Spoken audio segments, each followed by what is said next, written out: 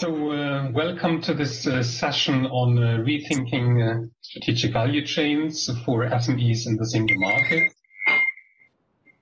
My name is Mark Niklas from the European Commission, Head of Unit Industrial Strategy and Value Chains, and I have four very knowledgeable panelists with me, so I would like to encourage you to use the chat function to ask them questions.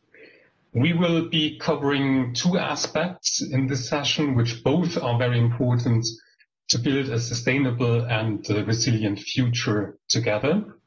First, the industrial strategy for Europe wants to strengthen the strategic value chains in Europe, and there is a very broad consensus around that. This means strengthening the whole ecosystem. So the large companies as well as the SMEs, the manufacturers, and the service providers. And we have an expert group advising the European Commission on that approach towards strategic value chains. Actually, two of our panelists were members of that group. And so then one very specific tool that we have to bring all the players in the value chain together are industrial alliances. We have done that in the field of batteries very successfully. And we've launched an alliance on clean hydrogen earlier this year. So you see areas that are very relevant for the green transition. And then a second aspect, which is also very important in the industrial strategy context, and which in the past months definitely has led to many actions and inflections, is how can we strengthen the resilience of our supply chains? That clearly at the peak of the COVID-19 crisis, we were facing serious disruptions of supply chains. So I would like to start with Tauno Otto, professor of the University of Tallinn. He is very much involved also in the Estonian Smart Industry Center, and he was a member of this strategic forum for important projects of common European interest, the expert group that was advising us on strategic value chains. So Tauno, can you explain please to the audience your work on strategic value chains? Hello, as I said, I was member of important projects of common European interest strategic forum. Basically, it was gathered in 2018 and included representatives of all EU members, plus some important parts like OSD, Investment Bank, and I was one of the experts involved.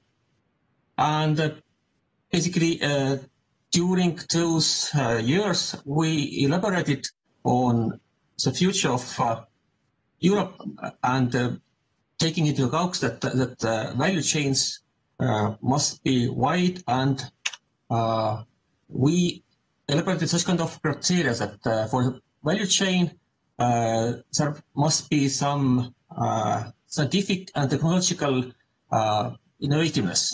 So in each value chain, what was proposed, we expected at least 10 relevant horizon or Cordis projects.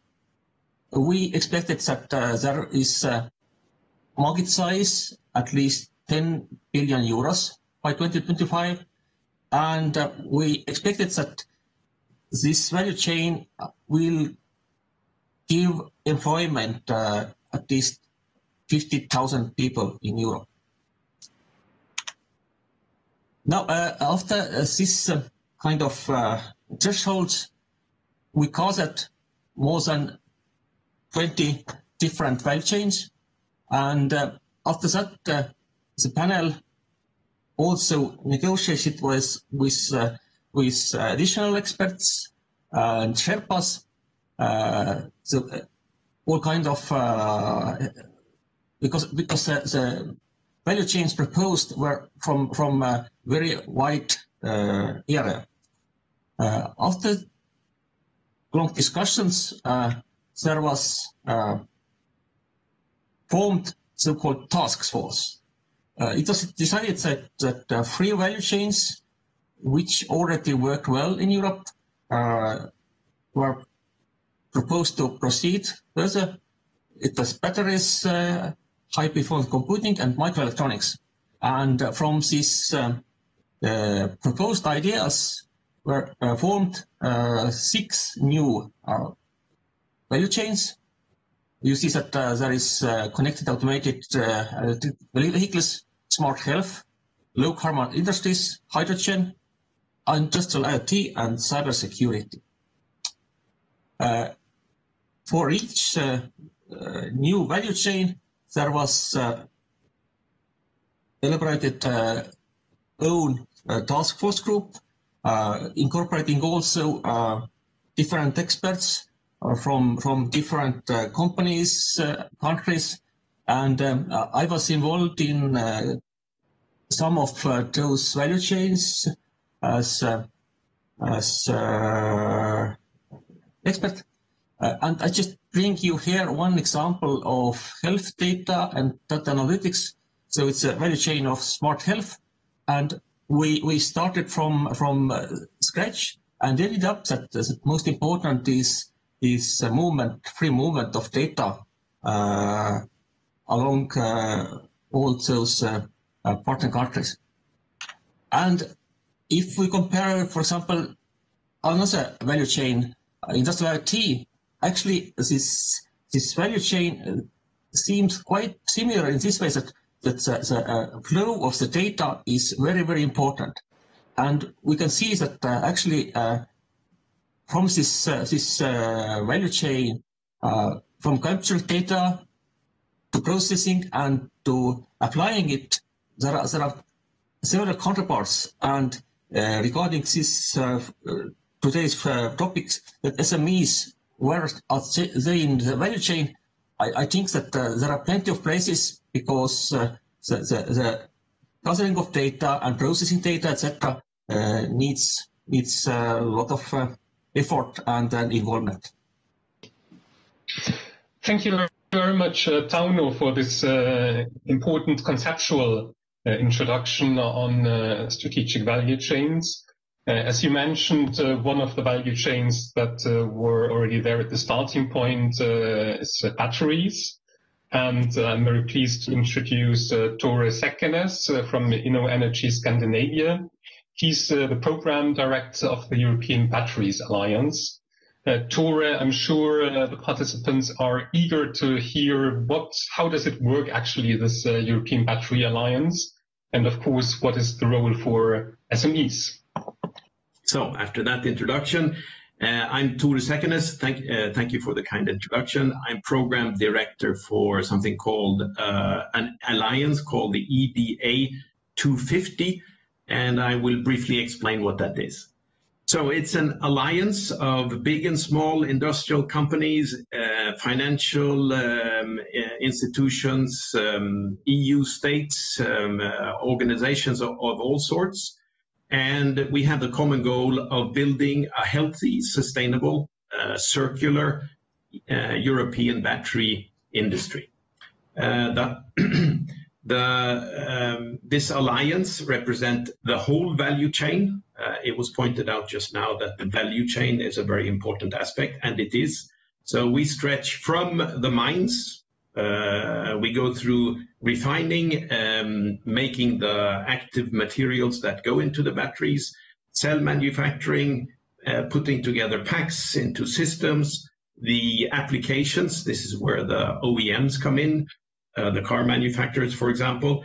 And lastly, but absolutely not least important, the recycling part to make this circular industry.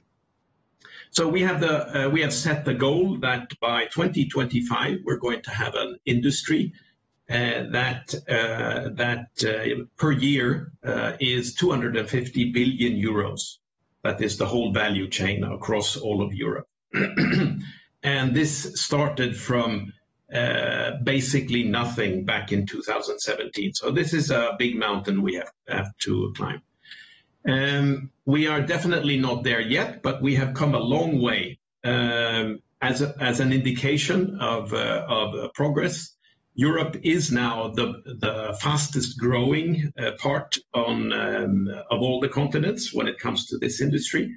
And a few numbers, or an important number on that, 3 times as much money is being invested in the battery industry, in the battery value chain in Europe, compared to that being invested in China.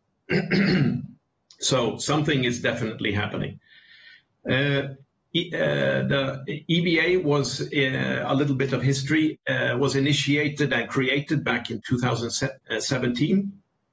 And it was then the EU Commission Vice President Maroš Šefčovič who in a very insightful way declared that we need an organization that is going to drive this creation of this new industry.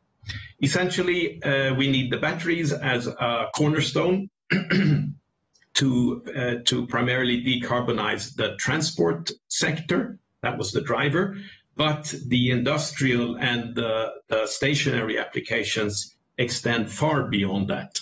Now we almost always talk about the transport sector, but the possibilities and the opportunities in other sectors are very underestimated, I should say. So the driver to start this project or this alliance was to safeguard that in the transition of the European car industry from fossil fuel engines to battery powered, then it was understood that we need also to have, it's essential to have control over the battery value chain, the complete chain.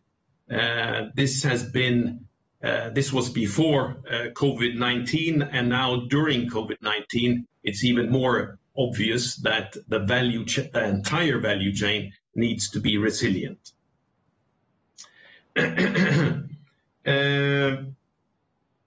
So I lead EBA 250, which is the industry part, joining all these members. What we offer to our members is, through our good contacts with the EU Commission and those making regulations, we offer regulatory insights, both being the voice of the members to the authorities, but also from the authorities out into the industry. On that note, something very important is happening in the next few months, and that is the new battery directive coming out. So that's a small detail for those of you interested in batteries should note.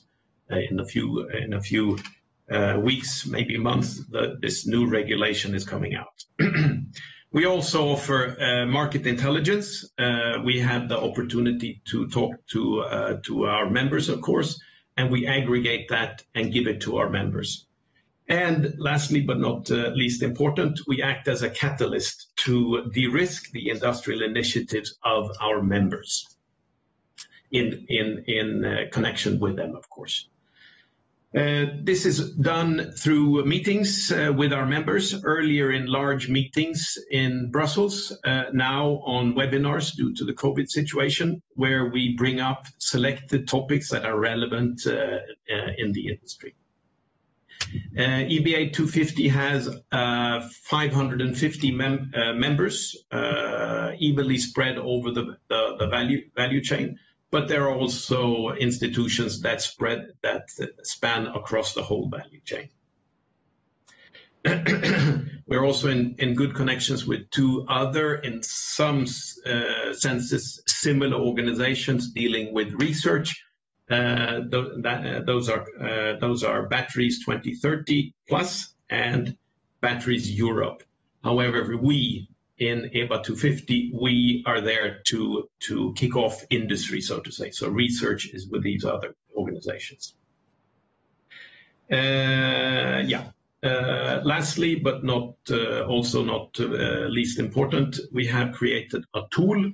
The most important thing to make things go from dreams to actual industry is, of course, to get financing. So we built a tool we call the Business Investment Platform, where we analyze applications, and if we find it's a good case and that we, within the extended InnoEnergy network, can contribute, then we go into interaction with this company to de-risk and enable them to faster reach a situation where it's more interesting for financiers to go in and invest in the company. This tool was created a year ago. Until recently, it's been mostly on the early parts, on the mining and the refining part of the value chain. But we also have cell manufacturing, and we're seeing more of applications and recycling projects as well. I think for now, that is a short description of EBA 250. You can find more on eba250.com. And I hand over to you again. Thank you very much. Thank you very much, Tore, for this insightful presentation about the activities of the European Batteries Alliance. And before going to the next speaker, maybe we can also have a first look at the graphic harvesting from Raquel, which might also inspire you to ask questions to the panelists in the chat, to which we then can come back later. Very nice, and we will have a further look later to this graphic harvesting. After Tore's presentation on the European Batteries Alliance, which clearly has been also the inspiration for the European Clean Hydrogen Alliance that we have set up earlier this year in July. We have now Yorgo Chatzimarkakis, the Secretary General of Hydrogen Europe. He was also a member of this strategic forum for important projects of common European interest, where hydrogen has been identified as one of the strategic value chains. And he has also been a former member of the European Parliament, by the way. So, Yorgo, what are the opportunities in the hydrogen value chain? Many thanks, Mark. I hope you can hear me and you can see the presentation. If this is the case, then I would start with the presentation. Yes, indeed. I was also a member of this strategic value chain. I would, by the way, like to congratulate you, Mark, and your team to have set up this quite intensive and fruitful strategic gathering that led to also the hydrogen case. My name is Yorgo Chatzimarkakis, Sec Gen of Hydrogen Europe. And I would like to explain a little bit, because you alluded to COVID-19, to the historical situation that was caused, especially in the energy sector, due to COVID-19. So what we have seen is a dramatical drop of energy demand that you can see at the blue bar all over, but you see some differences. So coal and oil have gone back, that's in April, when the pandemic broke out globally, have gone down very, very fast, but also gas and nuclear. The only winner, if you wish, the small little bar, is the renewables. And if you have more renewables, you need more capacity to store, to balance grids, and hydrogen was discovered as one of the a tool here. What we did is we tried to approach, even before the pandemic did break out, a historical approach with the 2x40 gigawatt initiative.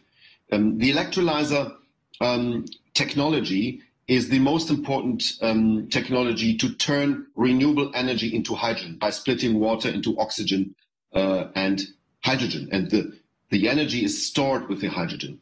And we came up with that vision paper in January this year.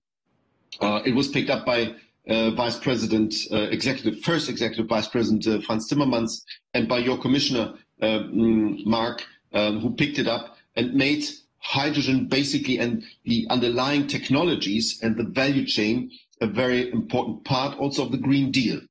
And the Hydrogen Alliance basically leads to that. So This was launched then 8th of July of this year. You can see it on the right-hand side, the European Clean Hydrogen Alliance with a nice logo. At the same day, the European Hydrogen Strategy was launched. And this is very important because that paves, so to say, the way into which the alliance should use. So we have a clear guidance where to go with the alliance. Also, a system energy integration package was launched the very same day, which translates then the system integration of power and gas grid via hydrogen into other sectors like mobility, like industry. This has now got some historical momentum. Similar to the battery case, it was also here, Germany and France. Germany has the presidency at the moment, who came up with their own strategies, picked it up, and it has become now a fundamental part also of the Franco-German bilateral talks. Similar to the gigafactories in building batteries, Chancellor Merkel and President Macron have talked about a gigafactory in electrolyzer, a German-French or a European, but Germany and France going to kickstart it. So what we started with the vision paper, we also covered by the cost of it. Because if you have such a nice idea of producing 2 times 40 gigawatts of hydrogen based on electrolyzers in Europe, another 40 in Northern Africa, Ukraine, so in the neighboring regions. There's a cost with it, and you also need to have a consumer for this hydrogen. We covered this in a blueprint that we also published, and that was backed by 120 in the meanwhile CEOs, and I think that was also the starting point of this alliance, because when Commission saw, okay, there's a vision and there's so to say a recipe and there's a backing by industry, let's try. On the right-hand side, you see some political recommendations. However, lots of these companies, of course, are SMEs. And what is important for us is that the whole value chain, from the production of hydrogen over the dissemination, so the distribution of hydrogen, until the end use of hydrogen in mobility, in industry, in heating, but also in grid balancing, this is all causing one big value chain with several parts. By the way, all depicted in round tables that will be part of this Hydrogen Alliance. And we are happy to see many companies supporting that idea. And basically, the Clean Hydrogen Alliance is the tool that can implement the hydrogen strategy. That is what was meant. And next week, we will, Mark knows that even better than I do, we will launch, or altogether we will launch the roundtables during the Hydrogen Week. So what was expected? And here you see some figures that show a little bit also how this is reflected, or how this breaks down into company size or companies. So at the moment, we would say that 500 companies are actively involved all over Europe in the hydrogen business, in all parts of hydrogen technologies, not only electrolyzer. We are also talking about fuel cells, so basically the opposite, turning then the hydrogen together with oxygen from the air into heat, electricity, and water. We expect the next 4 years where clear targets have been given. You can see them down there. The clear target is to build up 6 gigawatt already until 24, and 40 gigawatt, the just mentioned 40 gigawatt plus 40 until 2030. So we see that much more companies will now be involved in that process. So 1,000 companies, out of which at least 40% SMEs, so innovative small companies. But then we expect somehow a consolidation of the sector. So it's not growing then exponentially, it's growing, but the companies will somehow merge, somehow work together, so that in 2050, we will see all over Europe some 2,000 companies. That's the expectation. I'm not going into the figures on the right-hand side, because that we are doing that during the Green Deal, because we want to reduce and abate CO2. We want to make renewables be more actively involved. This all, maybe here you see the figures, 5 to 9 billion already to be invested in the next 4 years, up to 50 billion, 44 billion until 2030. And this is only possible if we are doing a financial engineering.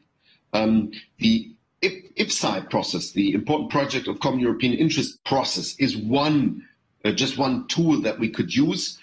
We need to blend the money. We need to do financial engineering between funding and financing also, with different sorts of elements that we have. I think for the SMEs, very important, the FCHGU. That's the name of the last 7 years, Fuel Cell Hydrogen Joint Undertaking. The name of the future JU will be Clean Hydrogen for Europe, CHE. And then, of course, we have different other funding schemes that I'm not going to elaborate upon now. But what you see is, it is definitely a historical change for everybody, taking Next Generation EU and linking it with the European Green Deal. However, that needs to go along with a historical change of state aid rules. Because if you now turn from oil, gas to hydrogen, or even if you turn from gray hydrogen, which is cheap, to green hydrogen, you have additional costs. And these additional costs cannot be covered by CapEx, so by the investment costs, but by OpEx, operating costs. This is new. This would be a new element in our state aid, and the IPSI is one tool of it, and many SMEs, depending on that, will be a make or break issue if we look at the state aid rules. Also, it's for us very important that carbon content is definitely the new currency, so to say, the measurement. If we have a clear monitor of the carbon content of a ton of hydrogen and respectively the products that you make out of it, this will be for SMEs in the future very important to rely on that. And by the way, there will be distributed ledger technologies, so like blockchain, that's one example, that will create in the digital sphere a lot of new companies, a lot of new businesses counting the carbon content and letting us trace and track all the way the carbon content so that it's tradable. That's a huge industry of SMEs that is built up here. And that's a new, so to say, a new chance via hydrogen also.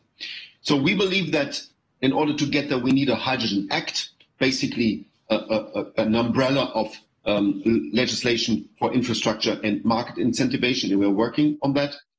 And we think, similar to the Battery Alliance, where we have to catch up a little bit with Asian geographies, here we have a historical role because we are still in the lead, especially when it comes to electrolyzers. Europe is in the lead, but in order to stay in the lead, we should take these opportunities. Just one figure at the end of the jobs that we think we would create with a 2x40 gigawatt initiative, it's 140 to 170,000 full-time jobs. So 170,000 just in electrolyzer business.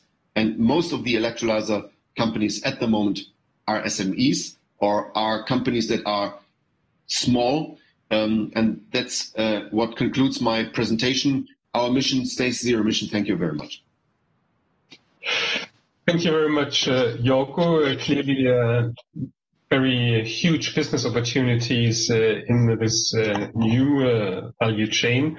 And as you mentioned, there's clearly a role for SMEs in the hydrogen value chain.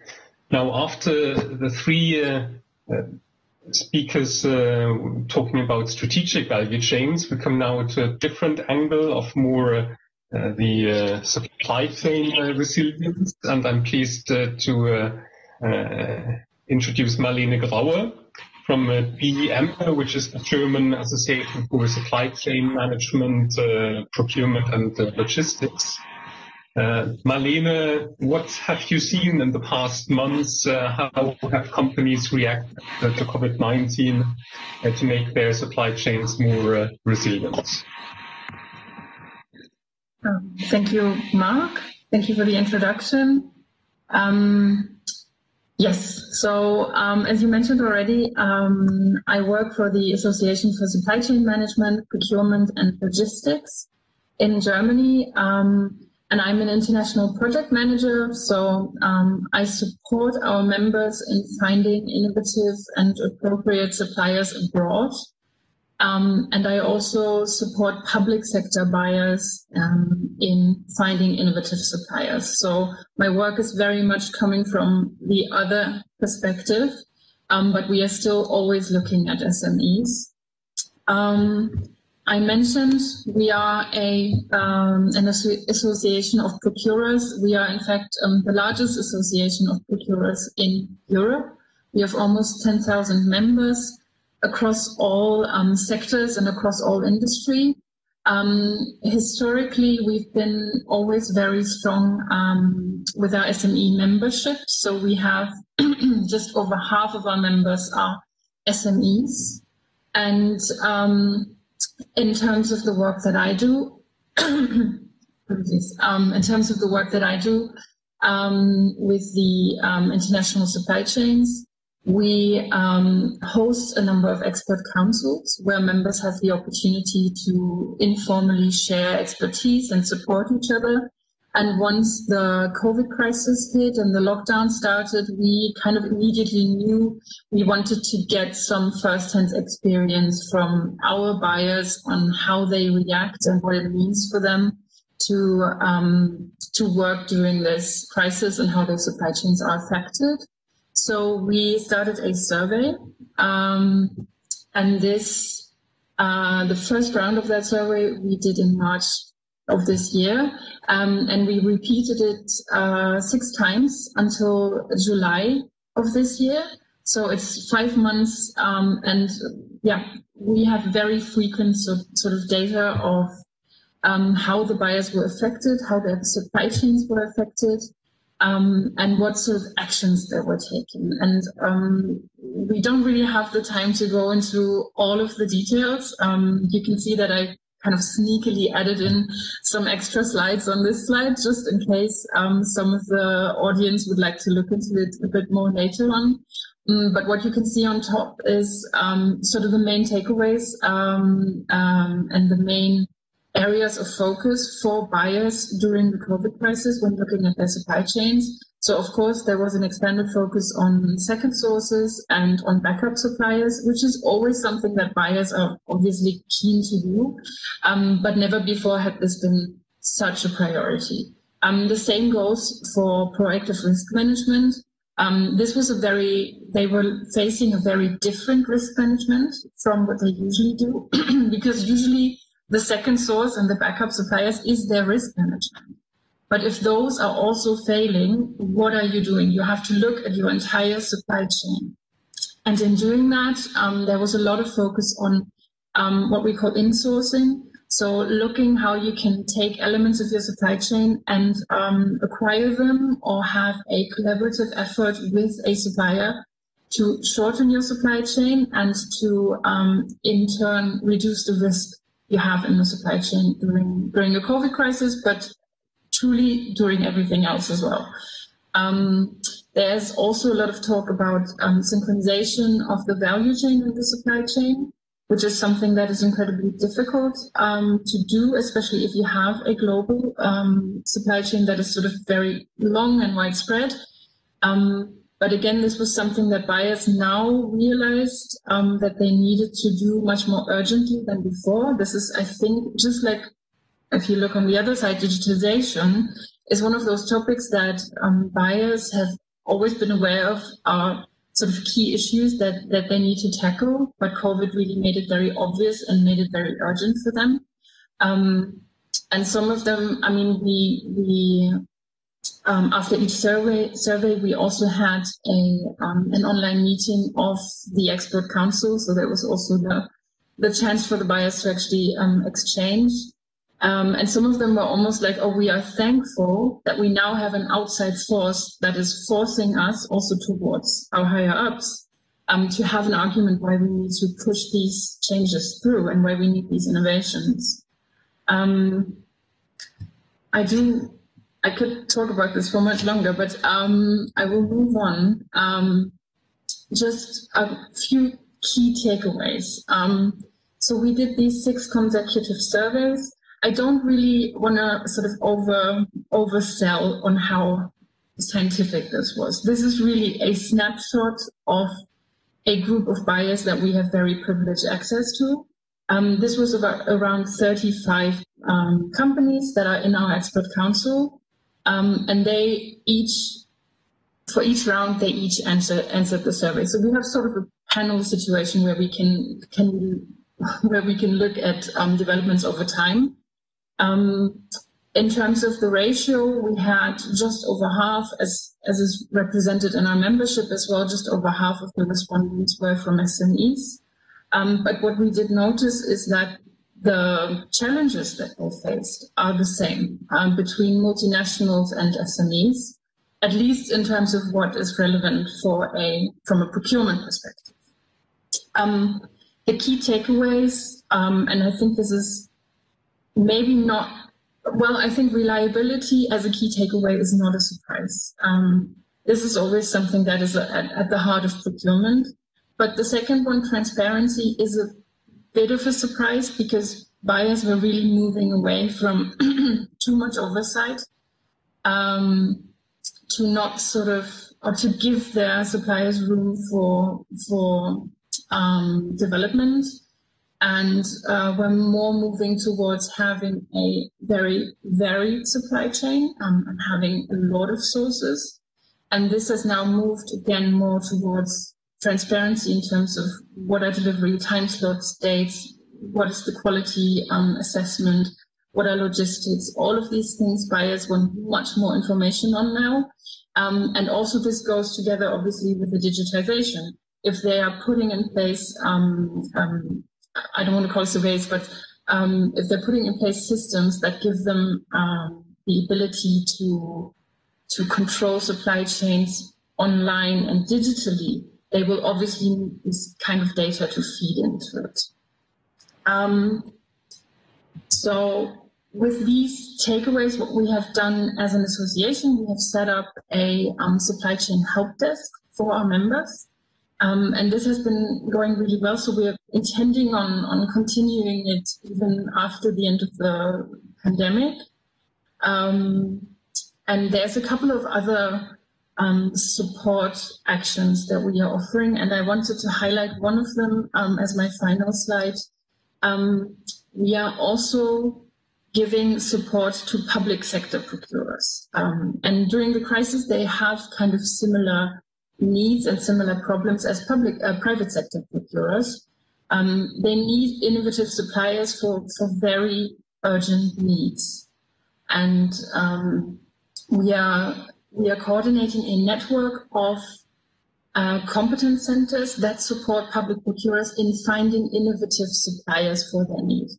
And during the COVID crisis, we have worked with the European Innovation Council, which is another initiative from the European Commission. And we have set up what was called an e-pitch, where public sector suppliers could pitch with a video their needs to the private sector, and were matched through the European Innovation Council with innovative suppliers from the healthcare sector. And this has proven to be really, I almost cannot believe how groundbreaking it has been. And it has led to co-creations of solutions that are now being tested in hospitals, which is a great result. And as you can see, we have 10 of these sorts of competence centers across Europe. We are looking to expand, hopefully to have a competence center in all of the member states at some point. And I encourage you to make use of these resources. And thank you for your for being here, for listening. Thanks. Thank you, Marlene. And that's it's a very interesting closing point in your presentation, which is the role of the public sector. And when I mentioned in the very beginning that our industrial strategy is built around an ecosystems approach involving the large companies and the SMEs, it's also involving the public authorities, which clearly can play a role to strengthen the resilience of the ecosystems. You had the example of public procurement. But also in the presentations of Jorgo and Tore, there was clearly a role for the public sector, be it in terms of financial support to the projects, or also in terms of the regulatory framework conditions that can strengthen a value chain. Maybe one follow-up question directly to you, Marlene. You mentioned that the challenges are the same for SMEs and for multinationals. I don't know if you can answer the question. I was wondering about the opportunities, as you mentioned, the shortening of supply chains, diversification of supply chains.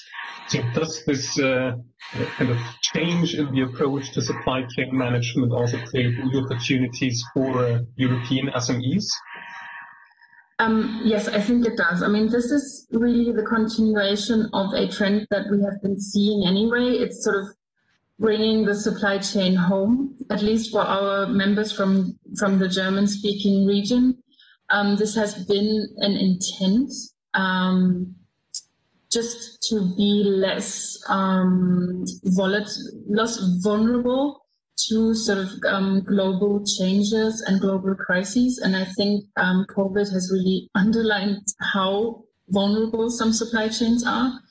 And in bringing home the supply chain, that automatically means that you have to find suppliers that are very smart and innovative, that can make up for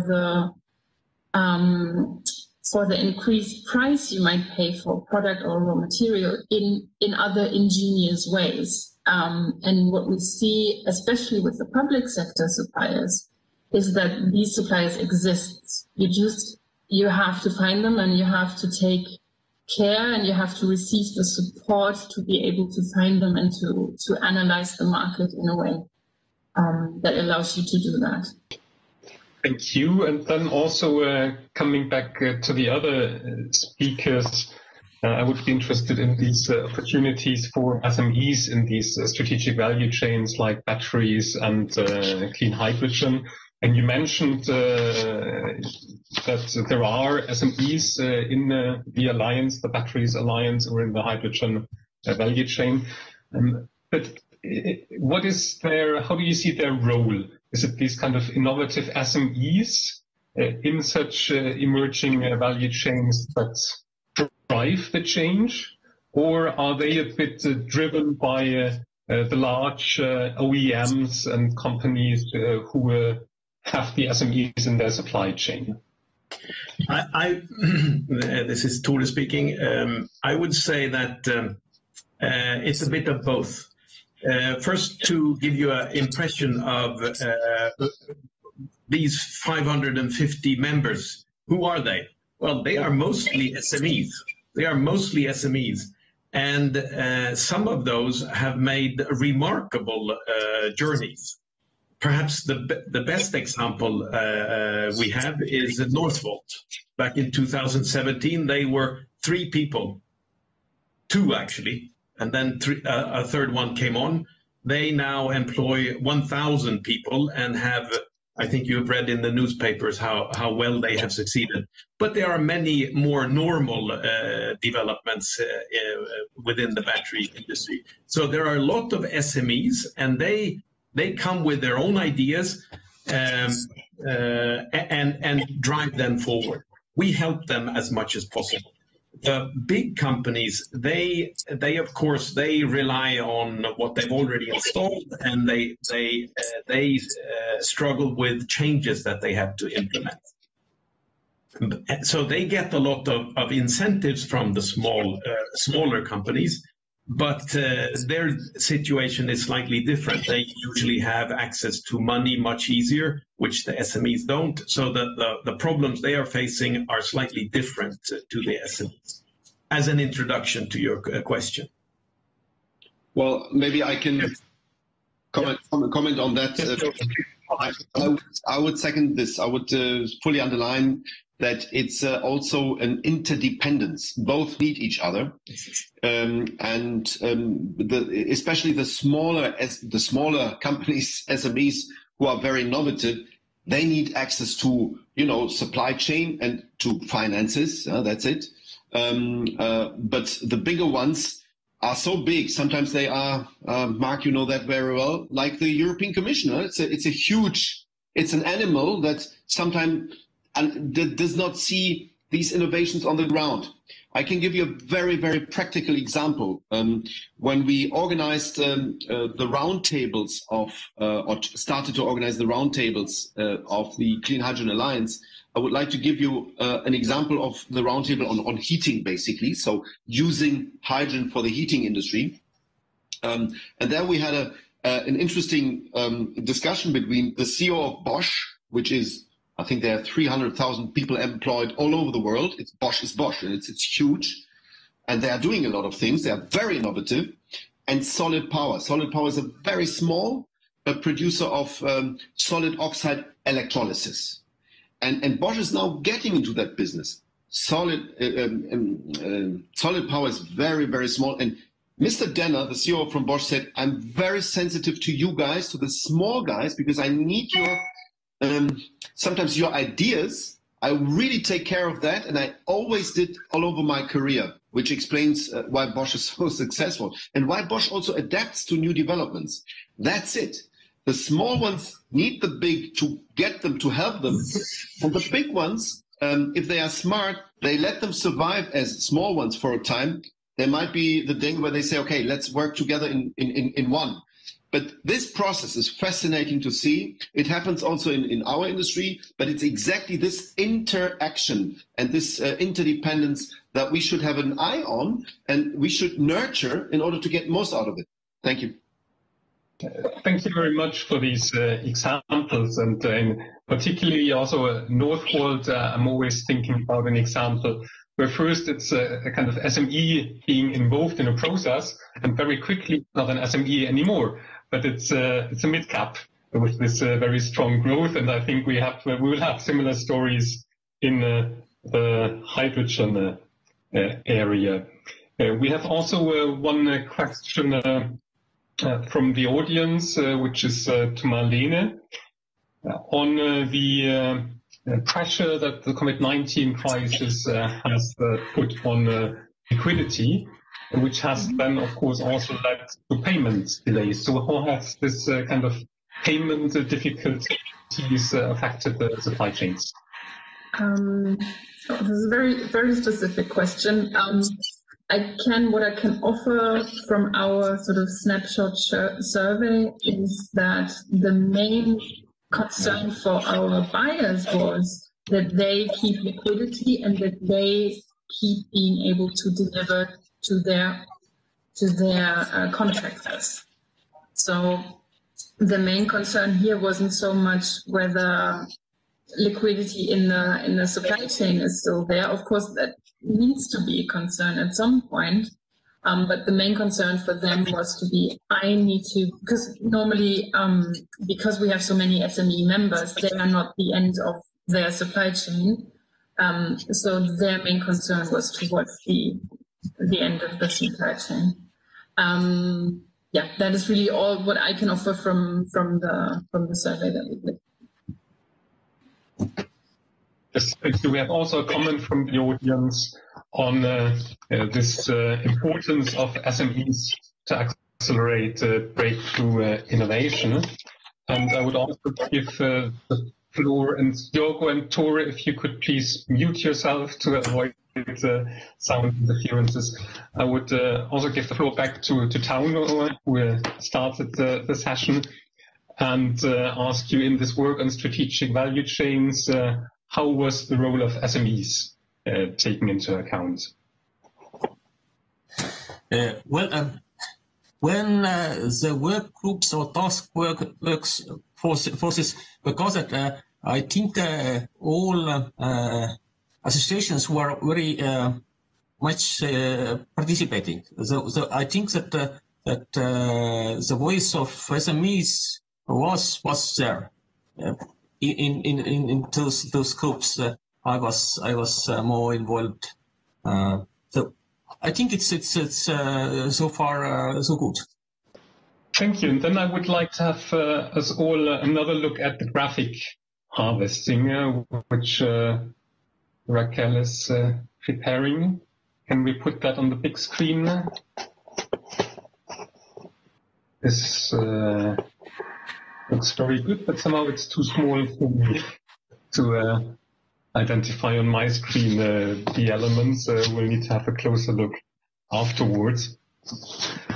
But the audience clearly sees this and has some takeaways, and we are actually now approaching the end of this session. So I would also close then with some takeaways from my side from the discussion with the four speakers, and thank you very much to the four of you for your insight, your excellent presentations, and your answers to the questions.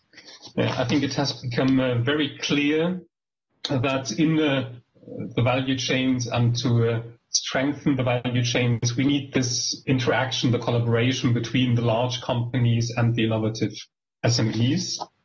And then based on this collaboration, we've seen that SMEs quickly can grow beyond the SME size limits. And this is, of course, something, the scaling up, which we always have very much in the center of our policies.